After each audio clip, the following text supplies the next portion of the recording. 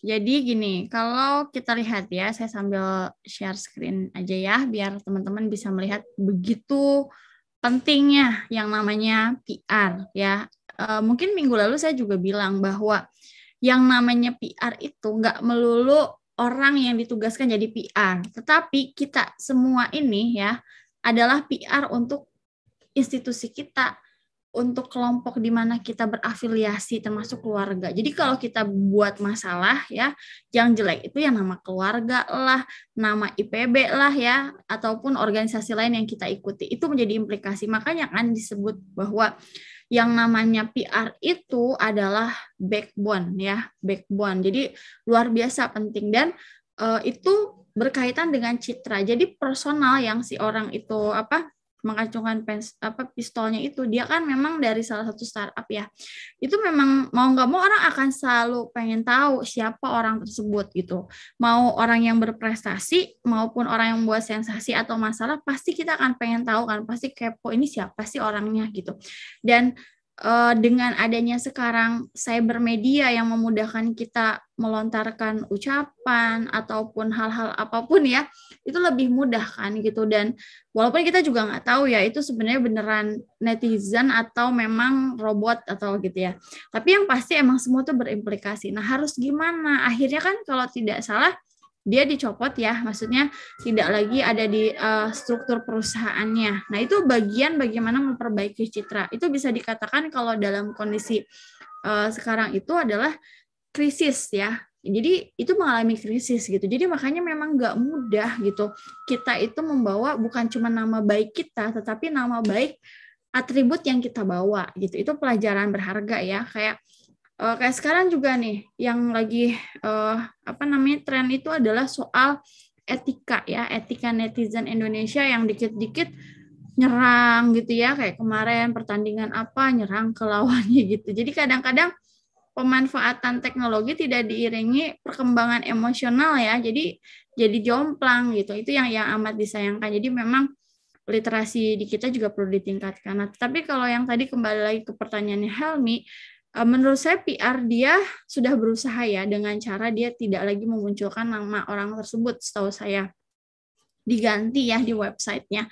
Itu bagian dari penanganan krisis gitu, dan makin ke sini kan juga memang isunya itu mulai digantikan isu lain ya seperti itu. Jadi memang harus hati-hati ya, apalagi kalau kita punya posisi yang cukup sentral. Jangankan posisi sentral ya, biasa aja lah anak mahasiswa, misalnya Helmi sebagai mahasiswa IPB, bikin masalah aja ya, misalkan nyebarin hoax, terus bikin masalah yang disebut bukan nama Helmi doang, tapi nama IPB. Wah ini mahasiswa IPB, dijadiin headline di mana-mana. IPB juga yang harus gimana caranya mengembalikan citra. Kita lihat aja lah, IPB juga beberapa kali pernah mengalami krisis ya, yang sebenarnya bukan dilakukan oleh kita, tapi oleh segelintir orang, bahkan hanya 1-2 orang, yang itu atas nama individu, bukan representasi IPB.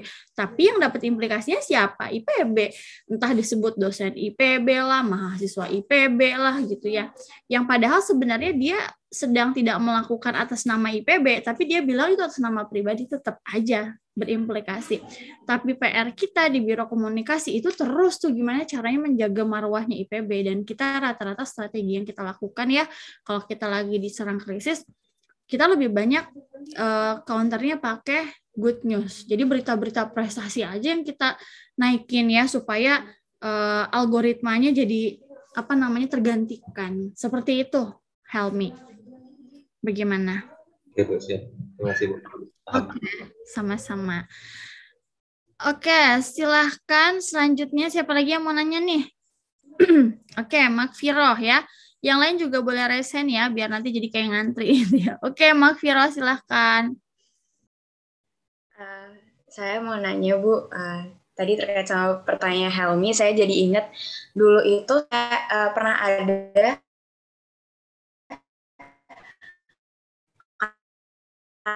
kasus di Twitter yang ramai banget. Kalau nggak salah, dia itu nggak satu review yang beli brandnya, itu kan biasanya review gitu kan Bu, review brandnya di YouTube. Terus itu tuh ada yang komen kalau misalkan minta videonya di take down karena si per-review itu menggunakan kameranya tuh kayak kualitasnya kurang atau enggak cara shoot-nya itu kurang bagus, jadinya nanti dari komennya itu bisa mempengaruhi review produknya gitu, Bu. Nah, apakah itu tuh yang tugasnya ngomen-ngomen itu adalah PR-nya dari perusahaan?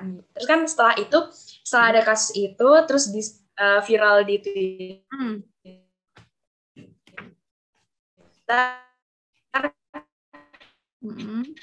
terus putus ya Makfiro. Di komen-komennya tuh jadi perusahaan, terus kan jadi iya maaf Bu, soalnya jaringannya unstable. Oh iya, oke, nggak apa-apa, tapi saya menangkap sih. Oke, coba bisa dilanjutkan lagi. Terus kan karena sudah nge-blow up itu kemana-mana, jadi rame. Terus kan yang tugasnya memperbaiki kan juga PR-nya lagi kan, Bu. Nah itu seharusnya tuh PR-nya tuh kayak gimana sih, Bu? Karena udah terlanjur rame, dan itu mungkin kesalahannya juga dari yang komen awal itu kan mungkin juga, apakah itu dari PR-nya juga, kayak gitu sih, Bu. Terima kasih.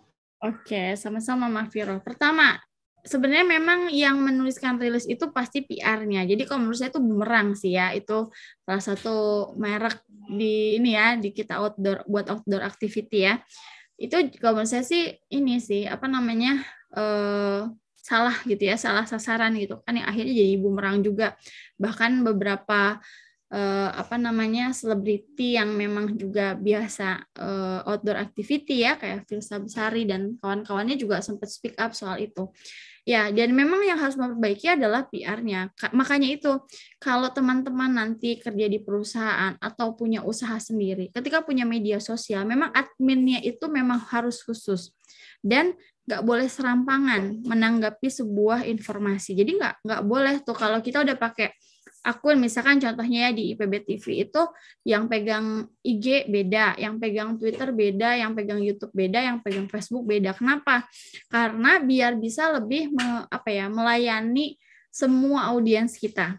Dan ketika menjawab pun tidak boleh tergesa-gesa. Bahkan kalau mereka nggak bisa jawab, biasanya pasti bertanya dulu di antara kita dan nanya ke saya. Atau kalau saya nggak jawab, saya nggak bisa jawab, kita bilang nanti dulu ya, kita cari jawabannya dulu gitu. Kayak minimal, kayak contohnya misalkan ini dapat beli di mana ya? Kita pasti bilangnya oke, terima kasih Kak atas pertanyaannya, nanti kita jawab ya gitu. Jadi harus hati-hati apa ya kalau kita sudah merepresentasikan usaha atau organisasi gitu. Memang itu luar biasa.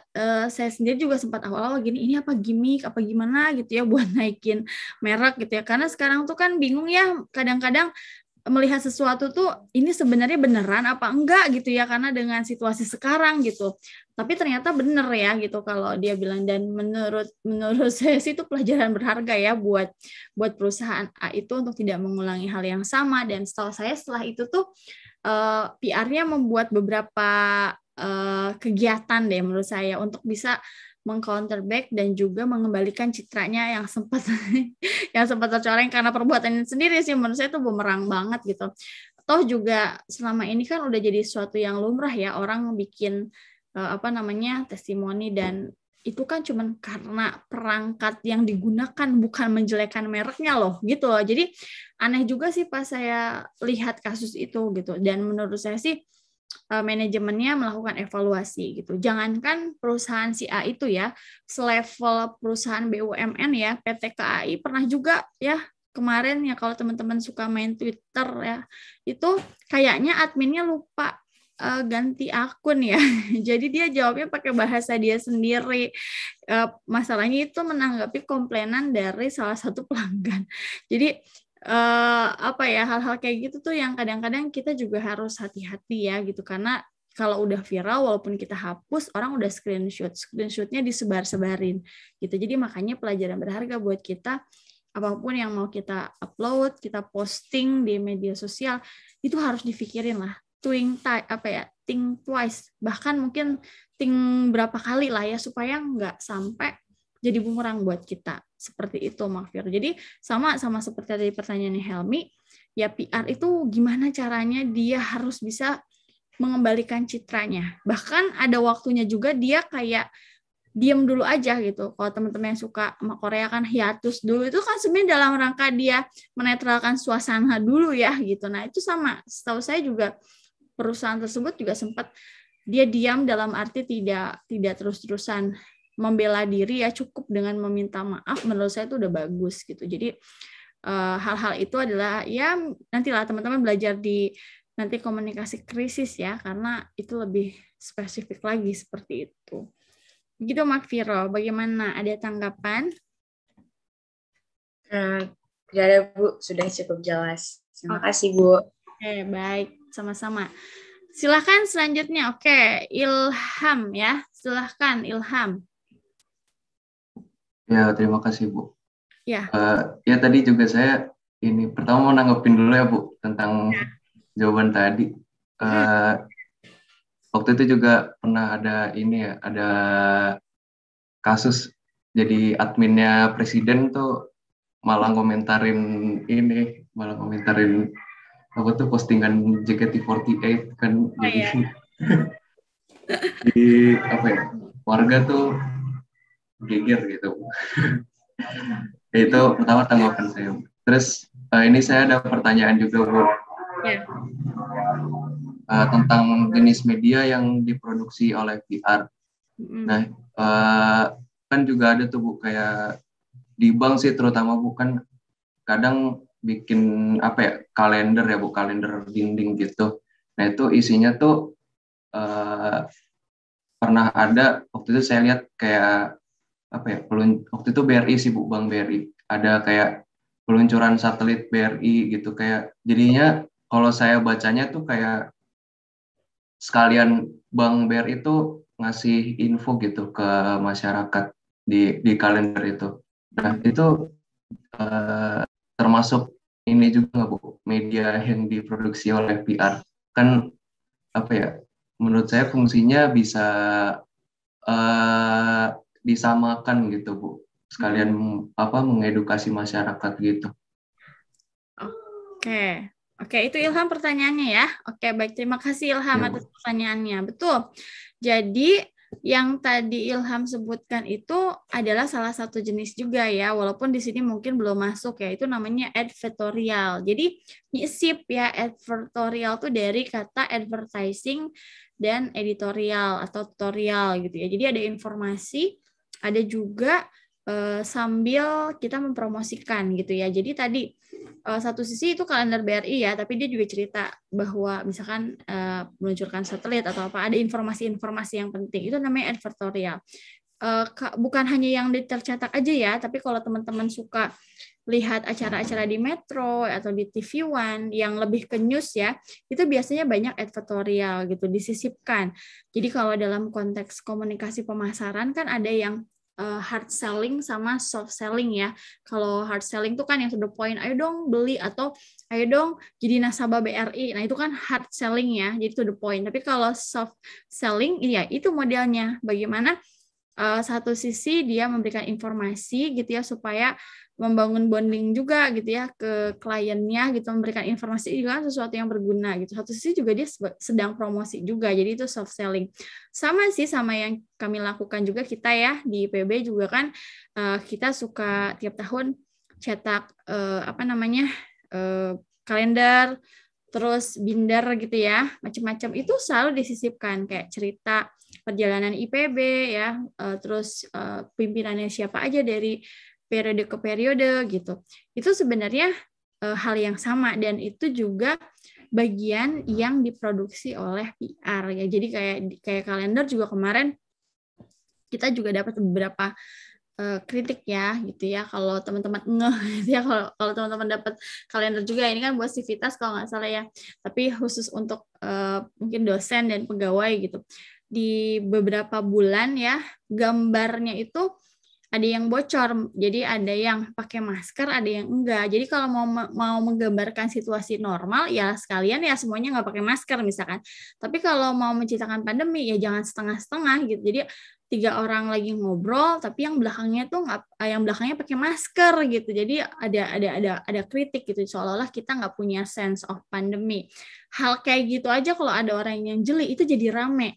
Dan beliau itu melontarkannya di grup. Jadi orang-orang tuh akhirnya banyak yang ngasih masukan di kalender yang kita buat gitu. Nah, hal-hal kayak gitu. Jadi itu diproduksi sama PR dan apapun yang ada di media ya yang ditampilkan itu proses perencanaan gitu. Makanya harus hati-hati ya, karena nanti implikasinya tuh ke institusi kita gitu. Seperti itu. Ilham, bagaimana Ilham? Baik, terjawab Bu. Terima Ya. kasih. Oke, sama-sama Ilham. Oke, selanjutnya siapa lagi yang mau bertanya? Ayo, siapa lagi ini? Kalau nggak bertanya berarti udah paham kali ya. Ayo, siapa lagi yang mau bertanya? Oke, sambil menunggu pertanyaan, saya mau mengupdate juga ya data-data terbaru terkait apa yang We Are Social ya. Tadi kalau teman-teman lihat yang We Are Socialnya nih, sebentar kita buka dulu. Nih, coba deh teman-teman kalau udah download materi ya, dilihat deh, dikomparasi bahwa data yang ada di PowerPoint itu kan 2019 ya, 2019. Nih kalau kita compare nih ya, misalkan kita compare deh, ini di sini sama data yang biar rapih nih, tutup dulu, yang ini tutup dulu. Ini kita lihat data yang di sini. Jadi kalau jadi PR juga kita tuh harus bisa segala bisa. Karena terutama ini ya keterampilan kita membuat pesan. Nah, kita lihat deh, kita rendengin ya sama data yang ini yang tadi. Kita bandingkan sebentar, kita tarik. Oke, nih lihat deh teman-teman. Social media use-nya sama yang sekarang. Kita lihat data yang ini, tar ya, kita lihat. Ini yang 2021. Nih. Nah, ini beda-beda nih ya, udah mulai ada perubahan. Terus yang beda juga ini nih, yang media. Tar, kita lihat yang ini nih, yang tar. Nah, pertama di sini YouTube 2019 sama, di 2021 juga masih YouTube. Kedua WhatsApp, masih WhatsApp ya. Ketiga awalnya Facebook ya 2019, sekarang Instagram, baru Facebook di bawahnya. Terus Twitter sekarang naik ke atas ya. Tadinya Line ya Twitter. Nah, itu dinamikanya tuh terjadi loh teman-teman gitu ya. Karena mungkin sekarang orang lebih punya banyak waktu ya sejak pandemi ini ya untuk bisa akses media sosial, dan kayak Instagram itu lebih interaktif ya kalau menurut saya dibandingkan Facebook yang sekarang udah overload banget. Jadi ada beberapa data yang memang harus diupdate ya di sini. Jadi teman-teman kalau nanti mau lihat datanya Indonesia, ini menarik pakai data We Are Social. Ya, We Are Social yang 2021 kayak Facebook, audiensnya siapa gitu ya. Ini macam-macam tuh. YouTube juga kelihatan ini siapa gitu ya, dari sisi gender ya, dari sisi macam-macam nih. Tuh kayak misalkan kita mau lihat potensial audiensnya dan sebagainya gitu. Jadi ini kalau ada yang tertarik bisa lebih dalam nih untuk bisa melihat ini juga sampai ke mobile use dan sebagainya. Jadi istilahnya tuh nggak, zaman sekarang tuh nggak mungkin kalau kita nggak memanfaatkan yang namanya sosial media ataupun cyber gitu ya, karena itu menjadi salah satu, walaupun itu tidak cukup ya, maksudnya tetap harus bisa menggunakan media-media yang lain. Jadi beberapa riset mahasiswa bimbingan saya terbaru juga dia riset soal cyber public relation ya, government public relation Kabupaten Bogor terkait pandemi COVID-19. Itu ternyata memang untuk bisa sampai merubah perilaku itu nggak cukup dengan menggunakan media sosial. Masyarakat kita masih butuh komunikasi yang tatap muka, ada pengawasan secara langsung gitu. Jadi beda-beda kan tipikalnya gitu. Jadi nggak bisa digeneralisir gitu. Artinya menggunakan media baru itu penting, ya, tapi bukan berarti menghilangkan media-media sebelumnya, termasuk media tradisional, media interpersonal, itu nggak boleh hilang seperti itu. Oke, silakan. Selanjutnya siapa yang mau bertanya?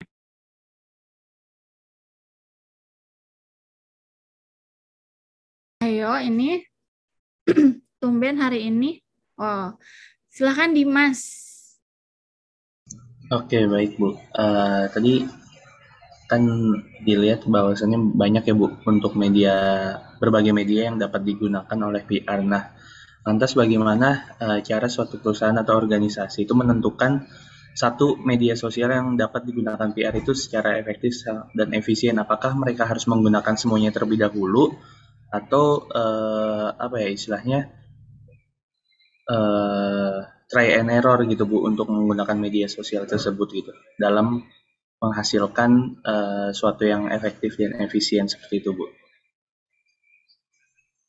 Terima kasih Dimas. Yang pertama gini, kalau dikaitkan sama organisasi, apalagi untuk urusan bisnis ya, itu dilihat lagi segmen, target segmen kita siapa gitu ya.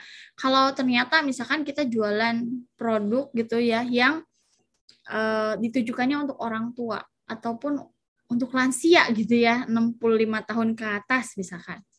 Terus lansia nggak perlulah pakai Instagram, orang kalau baby boomers gitu nggak ada yang pakai Instagram misalkan, nggak gitu juga gitu ya. Jadi boleh-boleh aja pakai gitu ya, walaupun mungkin nggak langsung ke target sasaran kita, nggak yang ke primer, sekunder. Misalkan apakah dilihat sama anaknya, apa sama cucunya gitu kan ya, sama kayak yang saya pernah cerita ya, bagaimana kalau saya lagi nemenin anak saya nonton YouTube, tiba-tiba ada iklan mobil, ada iklan apa gitu kan, yang akhirnya anaknya jadi, ini mobilnya bagus ya gitu kan, jadi pengen beli dong gitu ya, dikira kayak beli permen kali. Itu kan harusnya bukan buat anak-anak, udah jelas-jelas tayangannya kartun, tapi iklan-iklannya berat-berat tuh ya, maksudnya produk-produk tersier semua gitu. Nah itu kan kayaknya yang dia sasar sebenarnya ya pasti orang tuanya, tapi gimana caranya orang tua itu kan pasti dipengaruhi anak ya. Nah jadi sebenarnya sih Dimas, kalau memungkinkan dan ada orang yang bisa menjadi adminnya, sebaiknya semua media sosial digunakan. Walaupun tadi betul kita harus juga mengevaluasi tadi try and error. Kalau sekarang namanya try and learn. Jadi kita mencoba dan belajar ya dari apa yang sudah kita coba. Jadi ada proses evaluasi. Jadi kayak saya sendiri di IPB TV itu selalu setiap bulan meminta kepada kepala divisi, termasuk divisi promosi yang megang media sosial, untuk memberikan laporan supaya kita tahu. Jadi yang saya bilang, kita tidak cukup menyediakan kotak saran, tapi kalau kotak sarannya tidak pernah kita ambil kertas sarannya, nggak pernah kita baca, nggak pernah kita respon, sebenarnya nggak ada gunanya gitu ya. Sama ketika kita menentukan kita mau pakai media sosial, ya udah berarti kalau mau pakai media sosial itu kita harus terus mentreatment gitu, harus menjaga engagement ya, kalau sekarang kekuatannya di situ. Jadi sebaiknya sih gunakan semuanya, walaupun nanti evaluasi. Kalau memang ternyata kayak kami nih semuanya dicoba ya, termasuk TikTok, tapi kita pikir di TikTok nggak terlalu berkembang gitu, jadi ya udahlah, nggak terlalu aktif. Jadi kita lebih gencarnya di YouTube. Dan sekarang kan enaknya kan di Instagram itu bisa langsung terintegrasi ya ke Twitter, ke Facebook, sekali upload bisa ke semuanya. Itu kan memudahkan ya. Jadi sebaiknya sih digunakanlah semuanya saja. Tapi yang paling penting PR itu harus bisa mengevaluasi gitu. Bahkan kayak saya sendiri selalu melihat per minggu tayangan-tayangan YouTube IPB TV itu kondisinya kayak apa gitu ya, sehingga saya jadi tahu tren mereka tuh seperti apa, liatin komen-komennya gitu ya. Jadi interaksi, jadi kuncinya media baru adalah ada interactivity dan kita harus punya respon. Jadi kalau nggak ada nanti rate engagement-nya itu rendah gitu. Sama kayak misalkan produk-produk UMKM ya, mungkin juga memang mereka tujuannya adalah jualannya lingkupnya mikro ya, atau ya regional ya, lokal gitu. Tapi nggak ada salahnya memanfaatkan media sosial ya. Bahkan katanya saya sempat lihat ya, di explore Instagram itu ada yang dia sampai jualan makanan ringan itu udah sampai ke luar negeri gitu kan. Itu kan keunggulan juga. Berarti apa? Berarti ada peluang tuh di situ ya gitu. Nah, sama kayak IPB sendiri, kita itu pakai 7 media sosial. Pakai Line, YouTube, Instagram, Twitter, WhatsApp ya, email ya. Kalau TikTok kayaknya kita udah teman-teman duta yang pakai TikTok, karena Kalau TikTok lebih benar-benar anak-anak generasi Z ya gitu ya. Jadi kita udah tuh teman-teman duta, ayo TikToknya lebih sering gitu. Jadi kita bagi-bagi tugas sih gitu. Jadi makanya kalau idealnya seperti apa ya, idealnya sih sebaiknya kita menggunakan semuanya supaya apa, coveragenya lebih luas gitu ya, terus kita punya banyak data. Jadi teman-teman kalau tertarik penelitian sekarang tuh melihat data, ataupun kalau nggak penelitian lah ya, nanti kalau kerja atau mau bikin usaha itu kan sekarang banyak software-software yang bisa mengolah big data ya, dari kita narik scraper dari data-data di media sosial. Jadi sebaiknya sih semuanya Dimas yang bisa dimanfaatkan, asal tadi harus ada adminnya dan harus selalu dicek. Jangan udah bikin udah aja ditinggalin, nggak dijaga, nggak dirawat gitu. Begitu Dimas. Oke, baik Bu, terima kasih Bu. Oke, sama-sama Dimas. Oke, silakan selanjutnya siapa lagi? Kita masih punya banyak waktu nih ya, jadi teman-teman silahkan kalau ada yang mau bertanya lagi. Silahkan. Kalau nggak ada yang nanya, nanti saya yang mau izin bertanya ya sama teman-teman. Oke, kalau belum ada yang bertanya, saya mau coba tanya deh. Coba saya tanya sama siapa ya di sini? Faska coba ya, Faska. Faska hadir ya, Faska. Faska pernah nggak terlibat dalam kegiatan PR? Yang resmi gitu atau gimana? Ya, misalkan entah di Ormawa, entah ikutan di komplek rumah jadi bagian hubungan masyarakat gitu kan ya. Pernah nggak Faska mengalami atau pernah punya tanggung jawab menjadi PR? Media branding sih Bu jatuhnya. Oh, media branding. Nah, itu seperti apa? Coba. Sebenarnya di ini Bu, di DPM ya Bu. Itu seperti apa Faska? Kita sebenarnya juga kayak berusaha untuk, sebenarnya kalau untuk komunikasi itu dari apa ya, ada juga untuk komisi lain, saya lupa Bu untuknya, tapi kita untuk berusaha untuk kayak bangun bonding dengan apa ya, kayak mahasiswa Faverta gitu, dengan posting kegiatan-kegiatan dari DTM dan juga dengan Himpro seperti itu kan, dan dengan BEM juga kita karena juga sebenarnya kita juga ini kita ngawas juga gitu kan mengenai mereka, seperti itu kayaknya. Oke, nah media apa aja tuh Faska yang digunakan oleh teman-teman DPM Faperta ya, Faska ya? Iya. Itu media apa aja? Terus kayak apa sih perencanaannya tuh ketika menggunakan media? Medianya itu sejauh ini masih Instagram, Line sama WA itu Bu. Dan untuk apa tadi ya Bu? Maaf, tadi pertanyaannya yang kedua apa ya? Ya, tadi kenapa juga pilihannya kan sama media-media itu, dan perencanaannya tuh kayak gimana sih gitu. Misalkan kayak tadi mau upload konten, itu tuh kayak apa perencanaannya? Apakah punya timetable gitu ya? Misalkan jadwal upload 2 hari sekali kah? 3 hari sekali kah gitu. Kayak apa tuh perencanaannya Faska? Sama tadi kenapa pilihannya pakai Instagram, pakai WhatsApp, pakai Line gitu, walaupun ya karena mungkin banyak yang pakai itu misalkan. Nah, itu ada alasan khususnya nggak Faska? Oh, oke Bu. Untuk perencanaan dulu kali ya Bu. Untuk perencanaannya sendiri, kita itu untuk kegiatan, kita itu berkoordinasi juga dengan BPH dan teman-teman yang lain juga ya Bu. Untuk mereka untuk buat kegiatan, kitanya juga menjalin komunikasi untuk kapan pakai apa dan di undangan siapa aja kayak gitu kan. Kita itu Bu, dan juga mungkin seperti itu kalau perencanaannya. Oh, juga kita punya kayak apa ya, untuk kita sendiri ada kayak apa ya Bu, perencanaan ngepostnya itu misalnya kayak tiap bulan itu kita harus ngepost berbagai kegiatan dari Himpro, DPM dan BEM gitu ya Bu. Jadi memang udah direncanain untuk kegiatan wajibnya, tapi untuk yang mungkin menyesuaikan tentang kegiatan kita yang ada di DPM seperti itu. Dan kalau kontennya juga sebenarnya juga kita kan sedikit gitu ya Bu untuk anggotanya, jadi memang ada sulit untuk membuat konten-konten menarik yang dibuat oleh BEM dan ya biasanya kan BEM yang lebih aktif gitu ya, karena kita mengawasin kayak gitu. Dan untuk ininya sendiri, alasan sendiri kita pakai itu memang karena memang tadi karena Ibu bilang ya Bu, karena kebanyakan yang make mahasiswa yang make itu platformnya itu kayak Instagram, WA dan lain gitu sih Bu. Tapi yang paling aktif sih kita di Instagram ya Bu, mungkin untuk WA paling kita share ke grup angkatan, himpro dan lain-lain kayak gitu sih Bu.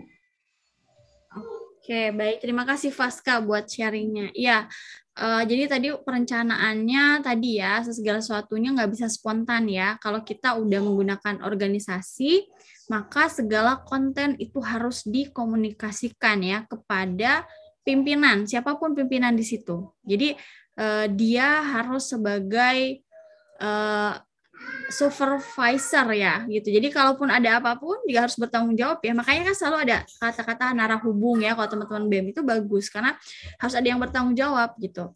Terus yang kedua, masukan saya sih sebaiknya juga kalau di kami tuh bikin kayak kalender gitu sih. Jadi ini mau masukin ini upload apa. Jadi biar kita juga terjadwal gitu. Jadi nggak bisa spontan. Misalkan kayak misalkan setiap bulan itu pasti suka ada momen-momen penting ya, sehingga kita bisa juga menyisipkan misalkan hari bumi kah gitu ya, atau hari air gitu, sehingga kita tadi yang tanya soal advertorial ya, itu juga ada kaitannya ke sana gitu, kita juga bisa memberikan edukasi gitu. Terus yang kedua, betul ya kalau sekarang memang trennya itu ya, anak-anak sekarang kan digital savvy banget ya. Jadi audio visual native katanya trennya tuh sekarang ya. Jadi kenapa? Karena mungkin kalau visual itu lebih interaktif ya. Kalau audio juga enak sih bisa sambil ngerjain yang lain gitu ya. Tapi memang sekarang trennya audio visual native ya generasi sekarang, dan retensinya rendah. Rata-rata cuma 3 menit, 5 menit gitu. Karena memang yang pernah mungkin saya sampaikan ya, kita sekarang sedang ada di era information overload. Jadi belum selesai baca yang ini udah ada informasi yang lain, udah ada informasi yang lain. Jadi nggak beres-beres gitu. Jadi retensi kita tuh rendah gitu. Dan bukan hanya anak-anak muda loh yang saya perhatiin ya, tapi juga generasi-generasi senior-senior yang udah main medsos juga sama. Rata-rata orang itu baca cuman paragraf awal ya, nonton di detik-detik awal gitu ya. Kalau kita naik pesawat ada yang namanya critical 11 sama gitu. Video juga gitu. Kalau 12 detik itu membosankan ditinggalin gitu. Jadi makanya sekarang itu kita bikin konten itu tuh jauh lebih susah gitu ya, karena kalau lihat pasar gitu itu tuh luas banget, banyak gitu ya. Orang tuh jadi sering jumping gitu ya. Kalau dulu nonton TV mungkin cuma berapa ya, di bawah 10 channel gitu ya. Sekarang kan udah banyak, terus nonton YouTube. Jadi kebagi-bagi segmen kita gitu. Mana makanya teman-teman juga harus punya strategi nih. Dan saya sih yakin teman-teman ini pada aktif di organisasi ya, organisasi apapun gitu ya. Dan yang namanya PR itu pasti akan ada gitu di setiap kegiatan kita gitu. Tadi Faska cerita soal branding gitu ya. Bagaimana DPM itu sebagai pengawas organisasi gitu ya di level fakultas, dia juga harus bisa expose apa yang dilakukan DPM gitu. Biar kerjanya bisa akuntabel ya. Yang lain tuh lihat, oh iya DPM juga punya peran loh gitu. Nah, itu jadi dan tadi walaupun sesibuk-sibuknya personilnya jumlahnya terbatas, tetap harus dilakukan perencanaan. Artinya harus kita berhitung dengan jumlah yang sedikit, kita tetap harus upload konten nih. Ya udah, mungkin seminggu cukup 2 atau 3 kali. Jadi ngukur kemampuan gitu. Jadi nggak bisa disamain setiap kebijakan dari setiap institusi gitu. Untuk khususnya kalau untuk branding ya, berat tuh branding tuh untuk menjaga image loh gitu ya. Jadi nggak bisa tuh asal-asalan aja gitu ya. Milih font, milih gambar gitu. Kayak kapan tuh kan sempat rame viral UI ya gitu. Yang saya sih curiga dari awal nih kayaknya UI emang sengaja gitu kan ya. Waktu pas penyambutan mahasiswa baru yang seolah-olah gambarnya itu kayak di atas awan gitu ya. Kayak itu banyak banget sampai pada bilang serius nih selevel UI misalkan gitu kan, kita juga nggak tahu apakah itu juga bagian dari strategi marketing mereka gitu. Kalau saya dulu pernah ngajar mata kuliah periklanan ya, itu memang prinsipnya dua. Kalau kita membuat sesuatu, mau yang bagus banget atau mau jelek sekalian, mau yang keren banget, mau norak sekalian gitu. Jadi jangan tengah-tengah. Kalau tengah-tengah biasanya nggak dilirik gitu. Sama kayak kita akan mengingat orang yang paling baik sama orang yang paling jahat gitu ya. Atau orang yang paling banyak kontribusi sama orang yang sama sekali nggak ada kontribusinya gitu ya. Polarisasi itu lumrah. Seperti itu. Oke. Sekali lagi terima kasih Faska ya buat sharingnya. Oke, silakan. Teman-teman ada lagi yang mau bertanya ataupun sharing pengalamannya nih terkait pemanfaatan media untuk aktivitas kehumasan atau PR. Silahkan. Ayo silahkan. Oke. Ya, Helen. Silahkan Helen. Mau nanya sih kan tentang JNT ini kan aku lihat di Google juga rating dari JNT ini tuh kecil ya, bukan cuma 1 atau 2 bintang gitu tadi. Terus itu kemarin ada rame itu JNT ini kayak ngemalin isi paket gitu. Tunggu Helen. Di saya suaranya nggak begitu jelas. Coba. Kayak apa agak bergema gitu ya. Kalau di saya agak bergema. Coba Helen, boleh diulang lagi nggak? Jelas nggak, Bu? Nah, coba. Coba.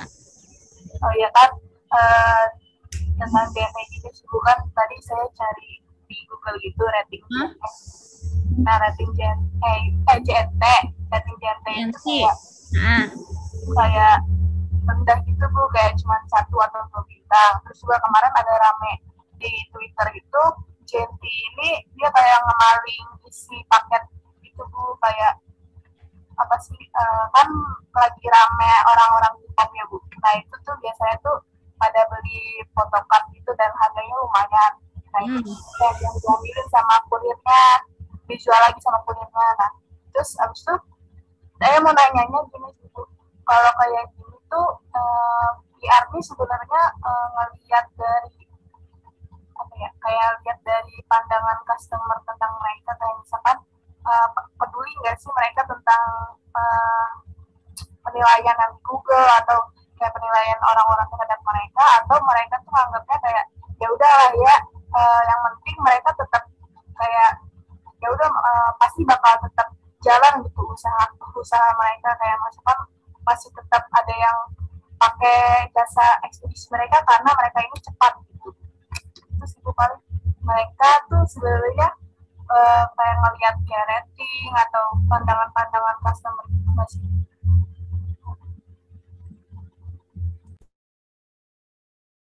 Oke, baik, terima kasih Helen atas pertanyaannya. Tentu kalau seorang PR dia harus mendengarkan apa pandangan dari customer, itu penting banget ya. Kalau sampai dia nggak peduli, itu yakin deh perusahaannya nggak akan long last ya, nggak akan sustain, nggak akan eksis gitu. Apalagi kayak sekarang ekspedisi macam-macam ya gitu ya, ada JNE, JNT dan sebagainya, saingannya banyak banget. Jadi kalau dia tidak melakukan evaluasi, dia akan musnah sendiri.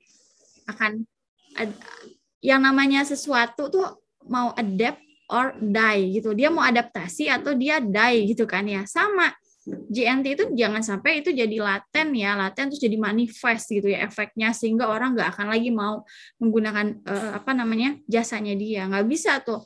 Nah itu PR besar sih, bagaimana visi dari perusahaan dari mulai level tertinggi ya, dari direksi, komisaris itu bisa sampai ke bawah ya, sampai ke kurir ya, karena itu suatu kesatuan tuh ya. Bahkan kalau kita ngomongin institusi gitu kayak IPB gitu, itu harus terinternalisasi dari Pak Rektor sampai level bawah gitu, sampai ke bawahnya, ke semuanya lah, bahkan ke kawan-kawan cleaning service dan sebagainya gitu ya.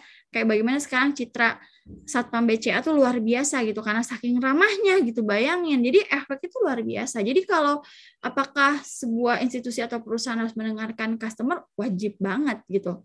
Kayak kita nih IPB, customer kita siapa? Luas kan, kita minggu lalu ngomongin soal publik ya. Customer tuh kan juga publik ya. Ada yang internal, ada yang eksternal. Mana yang penting? Dua-duanya penting gitu. Jadi kalau ada sebuah perusahaan atau institusi nggak mau mendengarkan, wah udah tuh bubar gitu ya. Dan sekarang kan trennya gitu ya, kita akan selalu lihat rating. Jangankan untuk sesuatu yang tadi ya ekspedisi dan sebagainya, kita beli makanan, beli minuman ya sekarang ya di GoFood atau di Grab, itu juga kita akan selalu lihat rating kan ya, karena asumsinya semakin bagus ratingnya berarti semakin wah enak atau pelayanannya bagus gitu. Itu pasti akan menjadi benchmark buat customer. Jadi menjaga rating tuh luar biasa, itu PR banget gitu. Dan sebuah perusahaan besar apalagi selevel GNT gitu ya, itu kalau sampai dia ignore gitu ya terhadap apa yang disampaikan customer, itu keterlaluan sih menurut saya. Ada problem besar tuh di manajemennya gitu. Karena harus bisa menjaga tadi yang saya bilang dari level tertinggi sampai ke bawah, dari hulu sampai hilir gitu. Kalau sampai kurirnya melakukan tindakan-tindakan seperti itu harus ditegur. Sama kayak misalkan pelayanan di bandara ya, ketika koper kita rusak atau apa, yang kita salahkan bukan hanya pegawainya aja, tapi kita akan juga bukan menyalahkan ya, kita akan punya citra yang jelek terhadap pengelolaan bandara tersebut gitu ya. Sebaliknya kalau kita puas dengan segala pelayanannya, kita akan selalu bilang, seru tuh pengalaman di bandara sana gitu ya, karena dia luar biasa tuh pelayanannya dan sebagainya, bahkan koper yang ketinggalan aja masih tetap aman gitu ya. Jadi yang namanya masukan customer, pandangan, penilaian itu harus menjadi prioritas gitu. Apapun ya, mau institusinya komersial ataupun enggak, sama kayak pemerintah juga. Kalau dia terus-terusan cuek gitu sama rakyatnya, lama-lama ditinggalin ya. Makanya saya sih seru lihat Instagram pemerintahan sekarang, lucu-lucu ya, BUMN kayak PLN ya. Terus saya yang paling suka itu ESDM. Itu lucu banget tuh menurut saya. Adminnya tuh kreatif banget, selalu relate sama isu-isu terkini ya. Terus juga ada teman-teman juga bilang katanya Perunkum juga bagus tuh Bu, lucu-lucu gitu. Jadi saya suka ngeliat, wah ini keren ya. Jadi itu salah satu cara ya untuk membangun bonding gitu ya ke klien ya, ke customer, seperti itu. Bagaimana Helen? Ada tanggapan Helen? Ani malah resen. Nggak apa-apa, resen kan bisa maknanya juga banyak ya. Gimana Helen? Oke, baik. Ya, terima kasih Helen. Kalau soal ekspedisi itu, saya jadi ingat itu kemarin tuh ada salah satu mahasiswa, dulu mahasiswa Komas sama Komis, udah lulus sekarang ya. Itu dia cerita ada yang nganterin paket ke rumahnya, kayak alumni FEM deh kalau nggak salah. Terus ternyata di keterangannya tuh yang nerimanya kucingnya ya, sempat ramai juga di Twitter, karena memang di rumahnya nggak ada orang, jadi yang ditulis penerimanya kucing. Itu kan menurut saya juga keterlaluan, lucu sih gitu ya, tapi nggak gitu juga. Nah, kalau misalkan hilang ya sih, masa yang disalahin kucingnya gitu kan ya. Jadi saya sampai nanya, kan namanya Putri ya, Putri ini beneran? Iya Bu, beneran katanya. Itu kucing saya, memang rumah saya lagi kosong saat itu. Jadi si masnya itu di resinya itu tertulis itu adalah penerimanya kucing. Coba segitunya loh. Ya emang sih kucing juga bagian dari anggota keluarga ya sekarang gitu ya. Tapi kan nggak gitu juga ya gitu. Jangan aja kalau di depannya ada kursi ya dia tulis kursi kan ya, istilahnya kan nggak gitu ya. Walaupun kucing makhluk hidup, tapi kan nggak mungkin lah gitu. Masa diajak ngomong gitu kan ya. Seperti itu. Jadi hal-hal seperti itulah yang mungkin sekarang karena ini kali ya, ngejar kecepatan kali ya, karena kecepatan gitu ya. Sehingga kadang-kadang suka ya itu tidak mengedepankan profesionalitas seperti itu. Oke, silakan. Ada lagi kah yang mau bertanya? Silakan. Oke, Mutiara ya. Silakan Muti. Baik, terima kasih Bu. Ibu, saya izin bertanya, kalau dari PPT itu kan dijelaskan bahwa PR ini kan menggunakan prinsip bahasa jurnalis ya Bu. Salah satunya itu menarik. Nah, eh, seperti yang kita ketahui saat ini itu kan banyak istilah clickbait ya Bu. Nah, apakah di dalam dunia PR ini diperbolehkan itu Bu untuk menggunakan clickbait ini untuk menarik minat pembaca seperti itu? Terima kasih Bu. Oke, baik. Terima kasih Muti. Boleh apa enggak ya? Boleh apa enggaknya ada orang yang membolehkan, ada yang enggak. Tapi kalau saya pribadi jujur, saya tidak mau masuk ke clickbait ya. Ada juga lebih kepada gimana caranya membuat hard science jadi sesuatu yang ngepop gitu. Kalau clickbait itu kan kalau teman-teman baca itu dia memang benar-benar sesat gitu. Nggak sesuai antara judul sama isinya gitu. Makanya sempat juga saya debat sama salah satu pembicara lah waktu itu. Dia memberikan masukan untuk kami ya IPB TV bahwa coba deh bikin judul-judulnya clickbait. Saya langsung bilang, kita ini institusi pendidikan. Institusi pendidikan itu punya integritas. Masa cuma gara-gara pengen ngejar rating, ngejar klik, kita harus katakanlah menjual harga diri gitu ya, itu enggak. Kalau buat saya ya, walaupun ada yang bilang, oh nggak apa-apa lah sekali-kali bikin sensasional gitu. Enggak juga, nggak bisa gitu. Kayak misalkan inovasi IPB bisa menyembuhkan COVID gitu kan misalkan. Kan nggak gitu, paling kita bilang bahwa kandungannya ini bisa menjadi salah satu alternatif untuk antibodi gitu. Jadi harus jujur gitu kan, akademisi itu bisa salah tapi tidak boleh bohong gitu. Jadi menurut saya tergantung ya, kalau kita suka lihatlah salah satu media depannya T ya, T dan N, itu mau udah terkenal lah sama urusan clickbait ya, judulnya apa, isinya kemana, karena memang trennya sekarang di digital media itu memang yang dikejar adalah klik. Jadi semakin banyak kliknya, semakin banyak uang yang diterima. Kenapa? Karena semakin banyak iklan yang masuk gitu. Jadi udah lagi profit oriented banget gitu. Kalau memang dia pilihan, jadi itu pilihan sih gitu. Tapi kalau buat saya pribadi, apalagi kalau untuk institusi seperti kita IPB gitu ya, pendidikan ataupun pemerintah, jangan deh, jangan pakai clickbait gitu. Kalau bisa sih ya tadi membuat judul-judul yang lucu-lucu gitu ya, menarik gitu, tetapi tidak berbohong, tidak menipu gitu. Jadi jangan sampai orang ini apa sih? Jadi kayak merasa terjebak ya, kayak kita juga kalau lo baca-baca sesuatu yang clickbait terus isinya nggak ini gitu. Kita kayak ngerasa di prank gitu kan, itu kan nggak bagus gitu, dan menurut saya sih itu soal kredibilitas gitu. Kecuali kalau dia mau brandingnya kayak si situs T dan N itu ya, kayaknya dia udah emang pilihannya ke sana gitu ya, dengan segala konsekuensinya gitu. Jadi menurut saya sih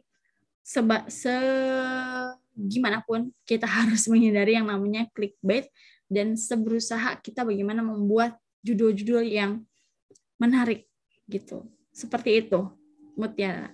Bagaimana? Ya baik Ibu, terima kasih Bu. Jadi intinya tergantung ya Bu, balik lagi ke keputusan arah institusi itu mau membawa citra mereka kemana, seperti itu ya Bu. Iya, sama kayak di YouTube kan banyak ya yang kayak gitu. Ya mungkin kalau YouTuber kan dia hanya terikat sama dirinya sendiri ya, sama keuntungannya dia. Jadi mungkin biarin aja gitu. Tapi kalau kayak kita institusi pemerintah ya, representasi dari masyarakat, rasanya kok main-main di clickbait kayak terlalu terlalu gampang banget gitu. Toh juga kita yang dikejar bukan profit uang ya, tetapi lebih kepada perubahan perilaku gitu. Jadi nggak ke situ. Jadi kembali lagi itu pilihan sih. Jadi kalau saya bilang nggak boleh, tapi banyak loh Bu. Ya itu mungkin pilihannya para YouTuber and the gang itu emang dia mainnya di clickbait.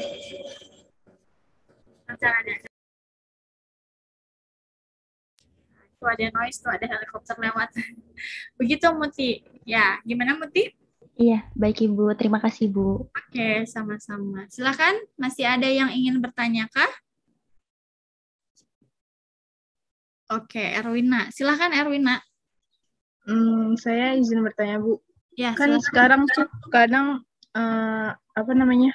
kadang suka cari dari jasa-jasa review gitu Bu. Kadang mahasiswa tuh mencari dana dari jasa review gitu Bu. Nah, terus apakah jasa review ini bisa jadi salah satu usaha perusahaan atau organisasi tersebut untuk membangun citranya, atau malah jadi kayak gimana gitu Bu? Soalnya kan kalau misalnya dari fotonya, terus dari kata-katanya pun juga diminta sama si pihak yang menyewa jasa reviewnya itu, Bu. Nah, itu bagaimana? Oke, ya terima kasih Erwin. Nah, iya, jadi memang sekarang tuh trennya seperti itu ya. Jadi kita bisa lihat bahwa sehebat apapun media yang kita gunakan, ujungnya testimoni itu masih tetap diperlukan. Ya kan, review kan testimoni ya, supaya orang percaya. Kalau zaman dulu ada istilahnya word of mouth gitu ya, dari mulut ke mulut gitu kan. Seolah-olah orang ngasih testimoni itu beneran gitu. Sebenarnya kalau memang benar fakta ya itu nggak apa-apa, nggak masalah sih. Karena memang lazimnya juga sekarang seperti itu. Asal tadi jangan fake, jangan clickbait gitu ya. Jadi artinya memang apa adanya gitu ya, mereview sesuatu gitu. Memang sekarang udah jadi tren ya, bagaimana endorser gitu ya, endorsement gitu ya. Makanya kan kayak YouTuber, vlogger itu kan kayak dari situ ya, dari endorsement yang kadang-kadang juga kita bingung, bener nggak sih semuanya dipakai dimakan gitu ya. Nah itu sebenarnya sih hal yang lumrah ya, sama kayak orang iklanin mobil lah, sales mobil kan belum tentu juga dia pakai mobil yang di merek yang dia saleskan kan ya gitu. Jadi itu hal yang lumrah sih. Jadi sebenarnya nggak apa-apa gitu. Yang penting tidak membawa dampak kerugian kepada pihak manapun gitu. Jadi tapi prinsipnya berharap sih memang itu jujur ya gitu, jujur, karena memang ya itu tadi orang yang iklanin iklan di TV belum tentu juga loh dia pakai misalkan iklan-iklan handphone yang kadang-kadang kita mikir bener nggak sih tuh artisnya pakai produk itu gitu kan ya, untuk level artis tersebut kan belum tentu gitu. Jadi itu nggak apa-apa sih, kayak sekarang juga banyak program-program pemerintah misalkan kita menerapkan juga prinsip celebrity endorsement ya, misalkan ngomongin gerakan pencegahan pernikahan dini, misalkan kita menggunakan siapa gitu artis-artis yang memang dia merepresentasikan soal pencegahan pernikahan dini misalkan, atau misalkan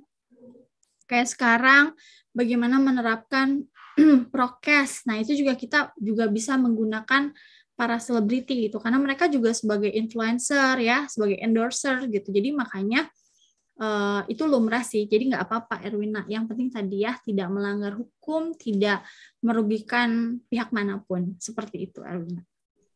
Oke, terima kasih Bu. Oke, sama-sama. Silahkan, ada lagi kah yang mau bertanya? Ada lagi? Oke, kalau tidak ada lagi, saya akan review secara cepat saja ya dari PowerPoint yang tadi teman-teman sudah saksikan dan sudah dilihat nih berkali-kali. Bentar, saya tutup dulu yang ini. Kita tunggu. Jadi kita hari ini membahas terkait pemanfaatan media dalam PR.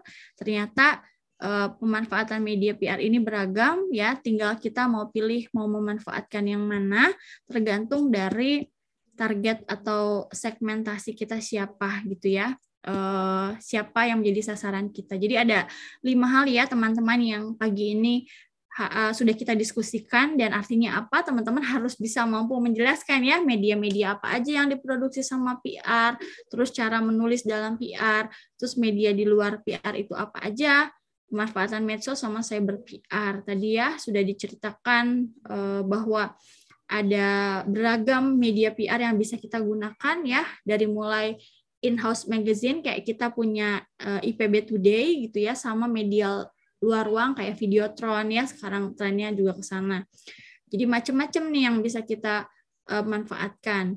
Terus juga cara menulis ya, bikin press release itu butuh kemampuan kita gitu ya, yang nggak bisa asal-asalan gitu ya, karena bagaimanapun apa yang kita tuliskan itu representasi dari perusahaan. Kalau teman-teman masih ingat materi Daskom, katanya kalau berbicara itu adalah kemampuan intelektual secara emosional, kalau menulis adalah kemampuan intelijensia ya, kemampuan ini apa, kemampuan kita lebih kepada pembendaharaan kata, jadi lebih kognisi kita ya, jadi menunjukkan intelek atau enggak itu dari tulisan kita. Terus ini juga soal tulisan, kalau teman-teman mau contohnya banyak ya di ipb.ac.id, banyak contoh-contoh rilis kita. Terus prinsip-prinsipnya juga tadi menarik, sampai ke gramatikalnya juga harus diperhatikan, dan tadi saya sangat berharap teman-teman tidak main di clickbait. terus juga mengedepankan bahasa jurnalistik juga ya. Terus juga bisa menggunakan media massa, bisa menggunakan media penyiaran, radio, TV, sekarang juga bisa pakai YouTube gitu kan. Ini ada 3 besar tadi ya, dan harus bisa melihat umpan balik juga, terus bisa memanfaatkan media sosial. Silahkan nanti teman-teman update dengan data-data terbaru ya, yang sekarang sudah ada 2020 ya, 2021, bahwa potensi besar banget ya, jadi sehingga sebuah keniscayaan ya menggunakan media sosial ini untuk bisa dimanfaatkan oleh PR untuk menjaga citra, meningkatkan citra, dan sebagainya, bahkan membangun jejaring. Termasuk juga cyber PR juga sekarang sudah banyak juga digunakan oleh pemerintah ya, dan tentu secanggih-canggihnya cyber PR nih ya, punya banyak kelebihan, dia juga punya keterbatasan, sehingga masih perlu media-media konvensional untuk bisa dimanfaatkan seperti itu. Dan juga kayak sekarang ada izin ya, e-magazine gitu yang berbasis web dan juga berbasis email. Jadi macam-macam gitu. Jadi pilihannya beragam, tinggal kembali lagi kepada kita sebagai user mau menggunakan yang mana, disesuaikan dengan target segmen kita masing-masing. Seperti itu.